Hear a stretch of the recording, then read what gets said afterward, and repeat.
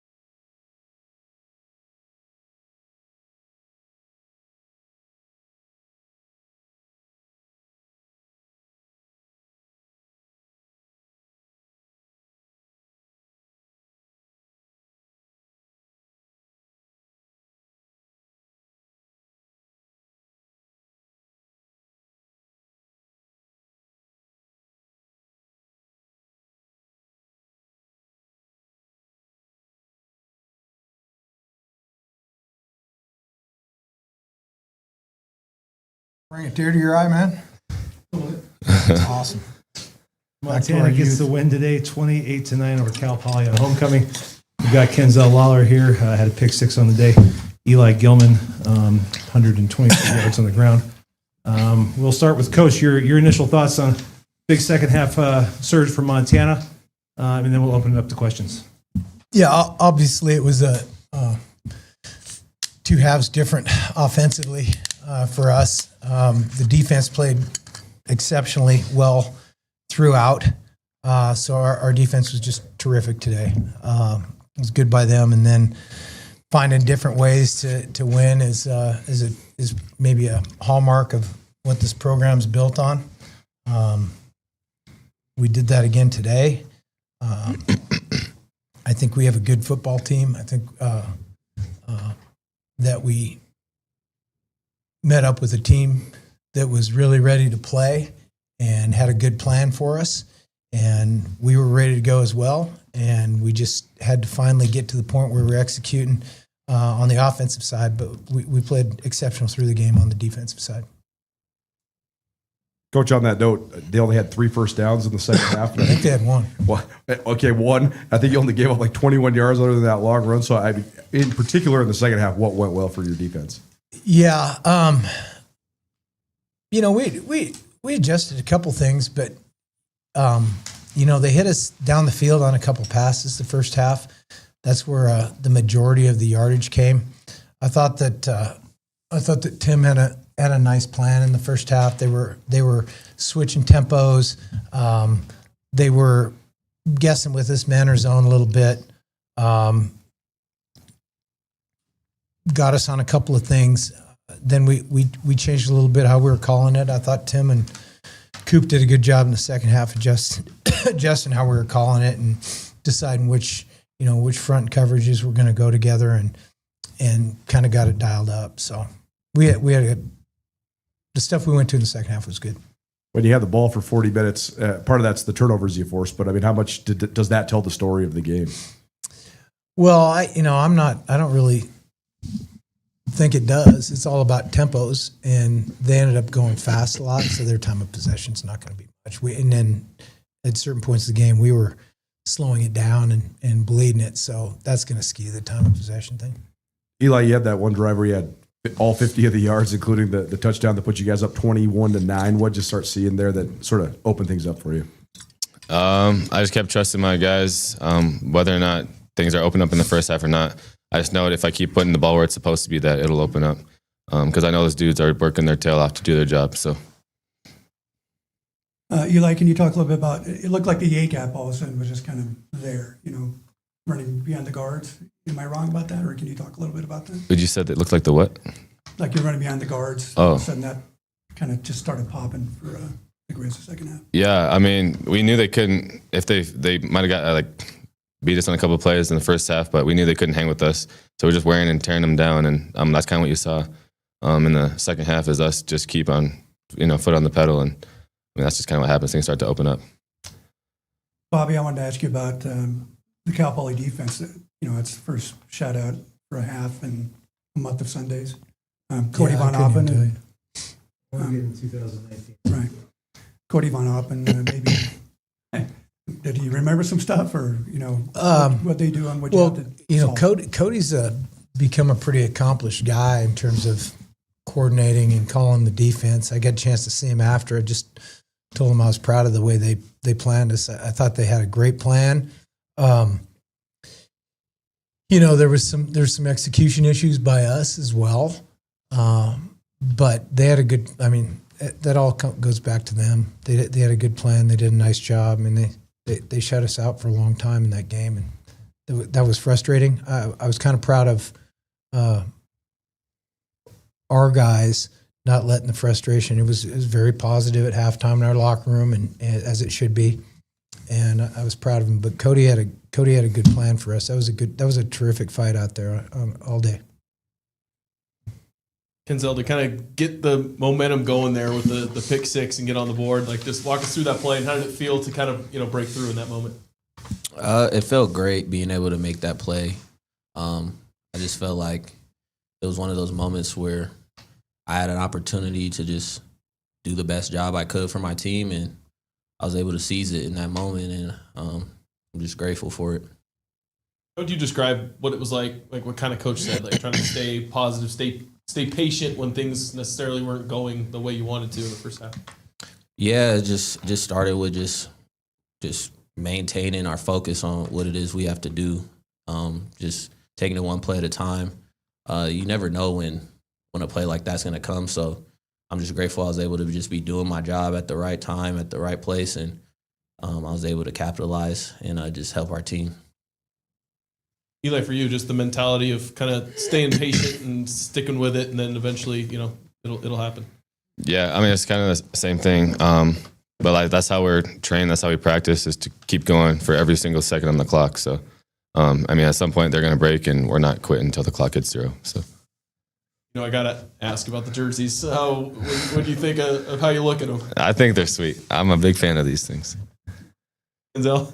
Oh, I love them. I think it was fun to be able to wear these jerseys, pay homage to 1995 national. Don't say old guys. Yes, sir. Coach, what about for you? Just maybe what the colors represent and what it was like to wear them today. Oh, I think it's awesome. I was just talking to Fritz about that. It's cool for people in our generation, this place, and it's really cool. I mean, it's fun to have that, and I thought our team looked great, and they played great. Coach, when you were mentioning just you thought the defense played well all game, that pick six from Kenzel, Kellen got in on the, quarterback pressure and things like that. What do you think of your guys' pressure in the second half? Maybe help force some of those turnovers? Yeah, it caused him to throw it not on the timing they wanted. When you start getting into the quarterback a little bit, oftentimes their throws are a little more errant. And they've got their feet set back there. I mean, aside from that guy last week who can throw it 80 yards backpedaling, if guys' feet aren't set, that hurts their accuracy, and that's what happened today.